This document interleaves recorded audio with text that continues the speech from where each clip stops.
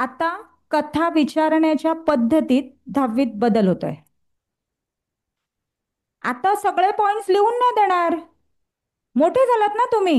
आता थोडं वेगळ्या पद्धतीने विचारणार. म्हणजे वेगळ्या पद्धतीने म्हणजे काय? तर कथा लेखनामध्ये तुम्हाला 4च शब्द देतील. 4च शब्द. त्या 4 शब्दावरून तुम्ही स्वतः कथा बनवून लिहायची.